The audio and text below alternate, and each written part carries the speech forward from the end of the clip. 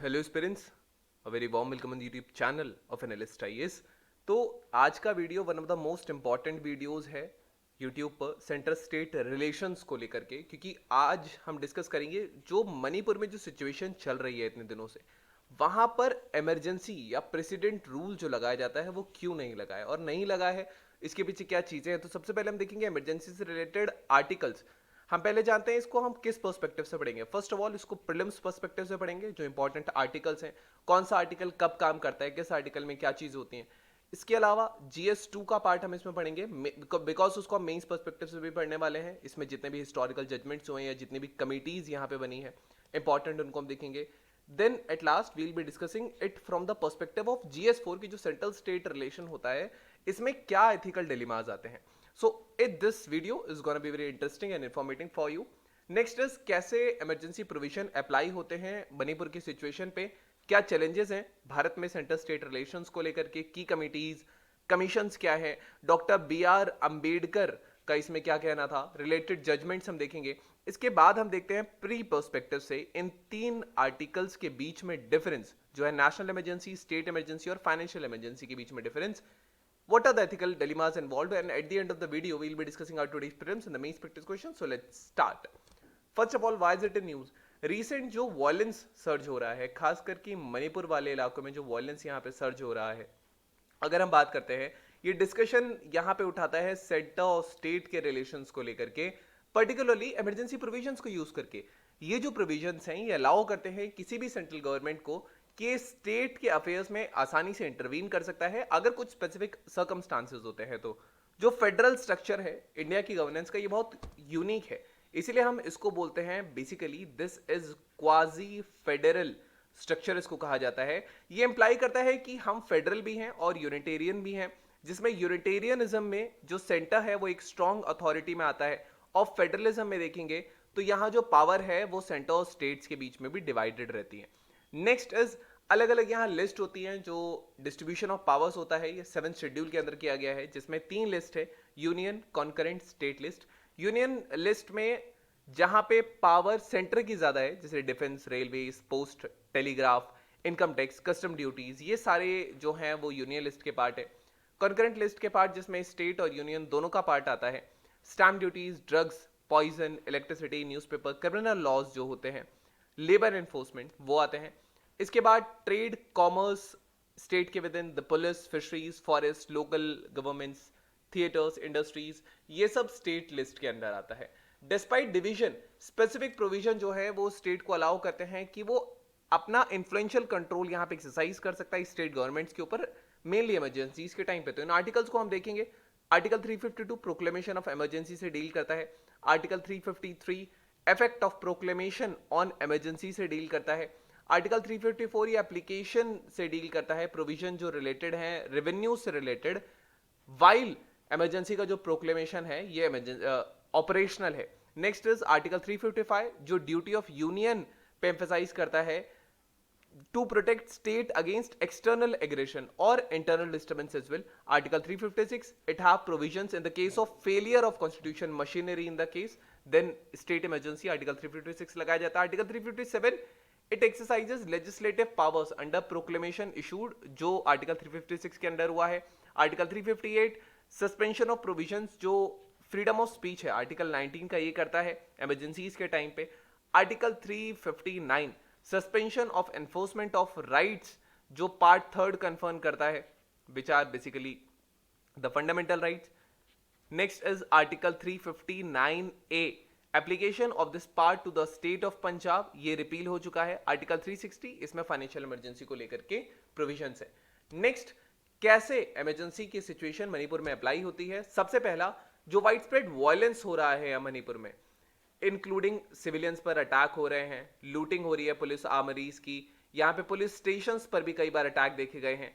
और इससे पहले एक बहुत जो ऑलरेडी एक केस आ चुका है, जो फीमेल को लेकर के एक केस आया था, वो यहाँ पर था। तो ये सिचुएशंस जो हैं ये बहुत टिपिकल है, लॉ एंड ऑर्डर ब्रेकडाउन हो चुका है। ऐसी सिविलिटी सजेस्ट करती है कि ऐसे सर्कमस्टांसेस में इमरजेंसी प्रोविजंस को लगाया जाना चाहिए, लेकिन यहाँ अब तक प्रेसिडेंट रूल नहीं है, डिस्पाइट बहुत क्रिटिकल नेचर है इस वायलेंस में। लेकिन प्रेसिडेंट रूल जो 356 के अंडर लगाया जाता है ये अब तक इंपोज नहीं किया गया है। अब ये जो एप्लीकेबल नहीं हुआ है ये कंसर्न उठाता है और सीधी सीधी ये की बात उठाता है कि यहाँ पे केवल एक पॉलिटिकल फैक्टर्स है, क्योंकि सेंटर जो है वो अपनी छवि धूमिल नहीं होने देना चाह रहा कि सेंटर जब पावर में है तब यहां स्टेट्स में प्रेसिडेंट रूल लगाया जा रहा है। This is one of the factors, तो इफेक्ट करेगा क्राइसिस के रिस्पॉन्स को लेकर के। यहां पर सेंटर ने स्टेप्स लिए हैं, लेकिन सेंटर ने स्टेप्स लिए हैं आर्टिकल 355 के अंदर जो रिक्वायर करता है कि स्टेट को प्रोटेक्ट किया जाए, कॉन्स्टिट्यूशनली गवर्न किया जाए। हाउएवर क्रिटिक्स ये आर्ग्यू करते हैं कि अब तक कोई सफिशिएंटली इनको एड्रेस क्यों नहीं किया गया है, और ये जो जितना भी क्राइसिस है effectively up to the scale address नहीं हुआ है। एप्लीकेशन 355 की इस केस में हाईलाइट करती है कि ज्यादा डिसाइसिव मेजर्स की जरूरत है ताकि ऑर्डर को रिस्टोर किया जा सके, ऑनगोइंग वायलेंस को कम किया जा सके। Next, what are the challenges basically in the centre state relation. सबसे पहला, भारतीय संविधान या इंडियन कॉन्स्टिट्यूशन स्टैब्लिश करता है कि एक फेडरल यहां पे स्ट्रक्चर है, और इस फेडरल स्ट्रक्चर में यहां पे जो कंसंट्रेशन है पावर का वो सेंटर के पास है, और स्टेट की जो ऑटोनॉमी है वो यहां पर रिड्यूस कर दी जाती है। सेंटर का कंट्रोल रिसोर्सेज के ऊपर, फाइनेंशियल एलोकेशंस के ऊपर, रेगुलेटरी पावर्स के ऊपर, ये स्टेट की ऑटोनॉमी को कंट्रोल करता है। यूएस में ऐसा नहीं है। एडमिनिस्ट्रेटिव जो कॉन्फ्लिक्ट्स होते हैं ये डिफरेंसेस से अराइज होते हैं जब पॉलिसी प्रायोरिटीज में होता है, जैसे सेंटर स्टेट के अलग अलग प्रायोरिटीज होंगी पॉलिसी को लेकर के। अब इससे इनएफिशिएंसी आती है, ब्यूरोक्रेटिक हर्डल्स आते हैं, रेप्टेपिज्म आने लगता है। Next, legal and constitutional issues यहां पर हैं, जो डिस्प्यूट्स है बाउंड्रीज को लेकर के, वाटर रिसोर्सेज को लेकर के, जैसे सदर्न स्टेट्स में ये डिस्प्यूट्स आपको ज्यादा देखने को मिल जाएंगे। असम, त्रिपुरा में भी, मेघालय में भी ऐसे इश्यूज थे जो रिसेंटली एड्रेस किए गए थे। यहाँ पे इकोनॉमिक डिस्पैरिटी है जो स्टेट से राइज होती है अलग अलग लेवल ऑफ इकोनॉमिक डेवलपमेंट को लेकर के, जिससे इनइक्वालिटी है इंफ्रास्ट्रक्चर में, पब्लिक सर्विसेज में। यहाँ पे इमरजेंसी प्रोविजंस जैसे कि प्रेसिडेंट का रूल लगाना आर्टिकल 356 स्टेट्स में, ये अंडरमाइन कर सकता है किसी भी स्टेट की ऑटोनॉमी को, और ये क्रिएट कर सकता है इनस्टेबिलिटी, रिसेंटमेंट क्रिएट कर सकता है। नाउ यहाँ चीजें डिसाइड करती हैं कि कौन सी की कमिटीज हैं जो यहाँ पर आज तक बन चुकी हैं। सबसे पहली जो कमेटी थी वो यहाँ पर जो बहुत पुरानी कमेटी है वो है राज मन्नार कमेटी, जो 1969 में स्टैब्लिश की गई थी। डीएम की गवर्नमेंट जो तमिलनाडु में है उसने, और इसने बहुत सारे की रिकमेंडेशंस किए थे। फर्स्ट ऑफ ऑल, एक इंटर स्टेट काउंसिल यहाँ पे हो ताकि डिसीजंस को कंसल्ट किया जा सके जो स्टेट्स को अफेक्ट कर रहे हैं। यहां पे आर्टिकल 356 की एप्लीकेशन को लिमिट किया जा सके, और ये केवल तब हो जब complete law and order breakdown हो, एंड रेसिड्यूसरी पावर जो है ये यहां पे आर्टिकल 7 शेड्यूल के अंडर कुछ पावर स्टेट्स को भी दिए जाए। नेक्स्ट, 1973 में जब आनंदपुर साहिब रेजोल्यूशन आया था, जब गुरुद्वारा जो गोल्डन टेंपल है उसके बाद ये यहां पे रेजोल्यूशन आया था, ये अकाली दल पंजाब जो है उसने ये अडॉप्ट किया था। ये सेंटर का जुरिसडिक्शन खास करके defence, foreign affairs, communications, currency, इन सब को लेकर के आता है। देन यहाँ पे ये इंश्योर करता है कि इक्वल अथॉरिटी होगी सारी स्टेट्स की सेंटर पे, किसी की ज्यादा कम नहीं होगी। वेस्ट बंगाल मेमोरेंडम, ये कम्युनिस्ट गवर्नमेंट ने 1977 में बेसिकली प्रेजेंट किया था। ये यूनियन को federation of India, India is known as the union of states, ये इसको फेडरेशन ऑफ स्टेट्स के साथ कॉन्स्टिट्यूशन में रिप्लेस करने की बात करता है। यहां पर जो रेस्ट्रिक्शन है सेंटर की पावर का एरियाज में, जैसे डिफेंस, फॉरेन अफेयर्स जो है, करेंसी, कम्युनिकेशन, इकोनॉमिक कोऑर्डिनेशन, इसमें ये इसको रेस्ट्रिक्ट करने की बात करता है। आर्टिकल 356, 357, 360 को रिपील करने की बात करता है। Next is Sarkaria commission 1983, 1988, the most famous commission. Government of India ने ये जस्टिस आर.एस. सरकारिया के अंडर लाया था।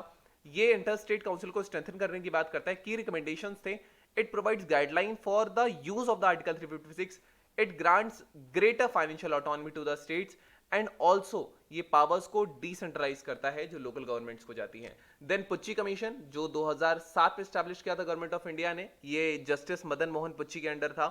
ये क्लियर गाइडलाइंस प्रोवाइड कराता है for the use of article 356, strengthen करता है लोकल सेल्फ गवर्नेंस को जो ग्राम पंचायत लेवल पर होती है, ग्राम लेवल पर होती है। इंप्रूव करता है मैकेनिज्म्स को जो स्टेट, सेंटर स्टेट के फाइनेंशियल रिलेशंस होते हैं। What are the related judgments? जब ये कॉन्स्टिट्यूशन आया तो doctor B R. Ambedkar basically wanted कि यहाँ पे जो आर्टिकल 355, 356 ये डेड लेटर्स रहें, ये अनयूज्ड रहें। द रीजन वॉज, डिस्पाइट इसका इनका ये इंटेंशन था, आर्टिकल 356 को मिसयूज किया गया बहुत अलग अलग ओकेशंस पे। जैसे कई बार स्टेट की जो इलेक्टेड गवर्नमेंट थी उसको डिसमिसल कर दिया गया बहुत सारे प्रिटेक्स्ट के अंडर, इंक्लूडिंग जैसे यहाँ political motivations one of the main कारण थे, और लॉ एंड ऑर्डर इश्यूज को लेकर के।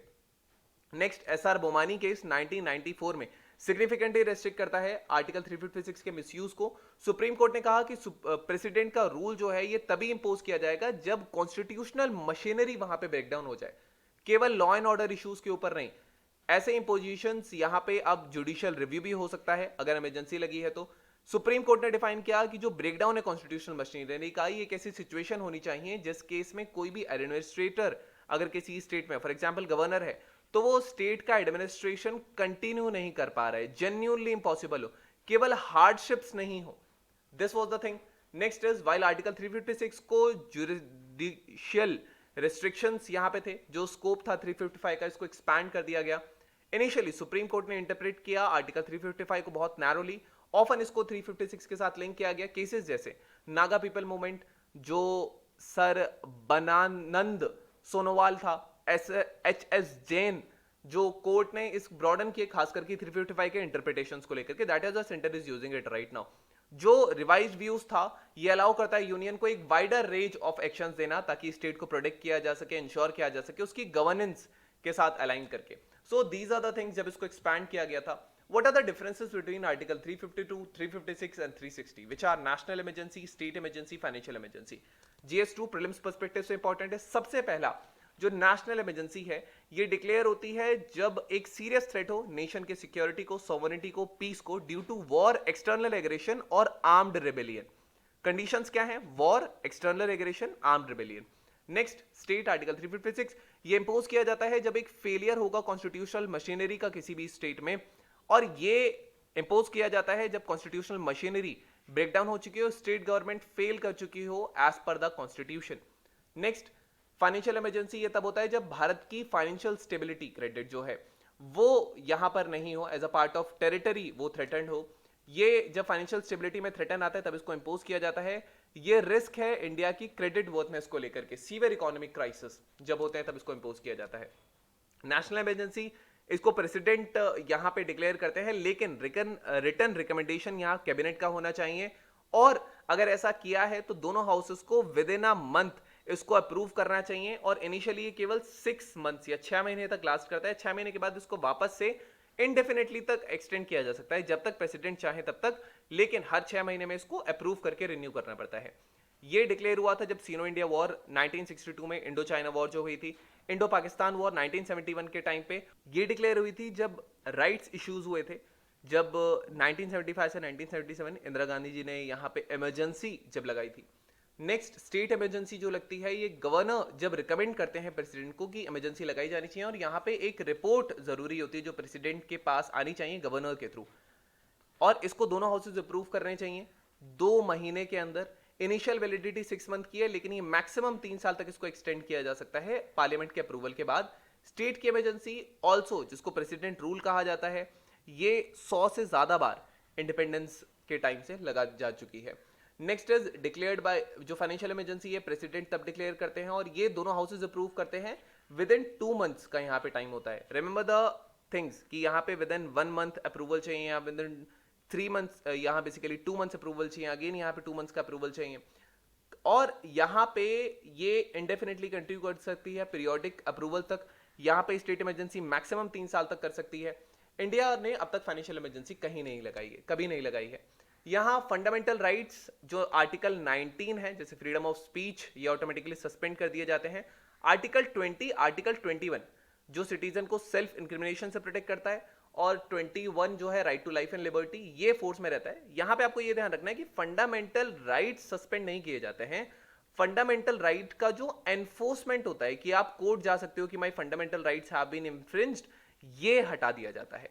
This is the case. Next is यहाँ पे इफेक्ट लेजिस्लेटिव पावर्स पे क्या होता है, सेंटर स्टेट की सारी पावर को एज्यूम कर लेता है। इनफैक्ट पार्लियामेंट लॉज बना सकता है स्टेट के लिस्ट आइटम्स पे।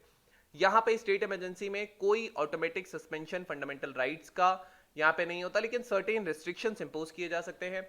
लेजिस्लेटिव पावर में यही होता है कि स्टेट का जो लेजिस्लेचर है ये सस्पेंड कर दिया जाता है और पार्लियामेंट स्टेट के लेजिस्लेटिव अथॉरिटी को एज्यूम कर लेता है।